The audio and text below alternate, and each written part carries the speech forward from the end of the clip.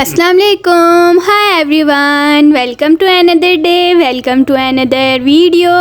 کیسے ہیں آپ سب جی؟ تو چلتے ہیں ہم اپنی ویڈیو کی طرف. جیسا کہ میں نے آپ کو اپنی پچھلی ویڈیو میں بتایا تھا کہ جب بھی کوئی پریشانی, کوئی دکھ, کوئی تکلیف آئے تو سب سے پہلے یہ سوچا کریں کہ یہ اللہ تعالیٰ کی طرف سے آزمائش ہے یا ہمارے گناہوں کی سزا. تو یہ ہمیں کیسے پتہ چلے گا؟ آج ہم اس کے بارے میں جانتے ہیں. آزمائش اور سزا اکثر حالات میں بالکل ایک ہی جیسے دکھتے ہیں.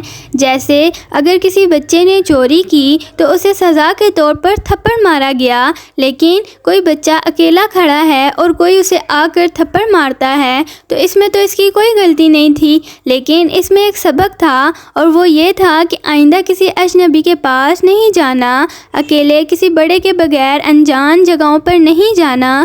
دونوں میں جو مصیبت آئی وہ تھپڑ تھا. دونوں کا رزلٹ بھی ایک جیسا تھا, تھپڑ کے بدلے میں درد ہونا. لیکن آزمائش میں ایک سبق تھا, یعنی جو آزمائش ہوتی ہے اس میں ہمیشہ ایک سبق ہوتا ہے جو ہمیں کچھ سکھانے کے لیے آتی ہے, جبکہ سزا میں بدلہ ہوتا ہے گناہوں کا. گناہ کے بعد سزا ملنا ایک ہنٹ ہوتا ہے کہ خود کو گناہ سے دور کیا جائے. اس میں درد ہوتا ہے, خوف ہوتا ہے, اور پھر اگر گناہ سے توبہ کر لی جائے تو وہ سزا بھی ختم ہو جاتی ہے.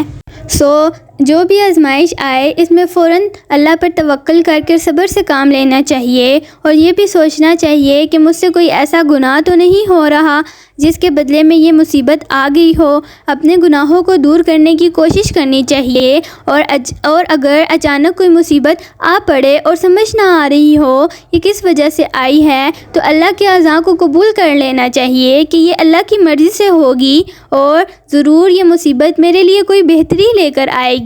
کیونکہ ایک تو یہ ہنٹ ہو سکتی ہے کہ اس گناہ سے خود کو روکو اور گناہوں سے توبہ کر لو, کیونکہ اگر اس بار پر دی گئی مہلت کو ایسے ہی ضائع کر دیا تو ایک بہت بڑا عذاب کب آ جائے گا پتہ بھی نہیں چلے گا, جیسے فرعون پر آیا تھا. پھر ایک سبق ہو سکتا ہے جو کچھ سکھا رہا ہو, جو اجر دینا چاہتا ہو, جو اللہ کے قریب کرنا چاہتا ہو. تو یہاں ہم اپنی ویڈیو کو کرتے ہیں اینڈ. باقی انشاءاللہ ہم ملیں گے اپنی نیکسٹ ویڈیو کے ساتھ. اپنا ڈھیر سارا خیال رکھیے گا, دعاؤں میں یاد رکھیے گا, and thank you for watching. اللہ حافظ.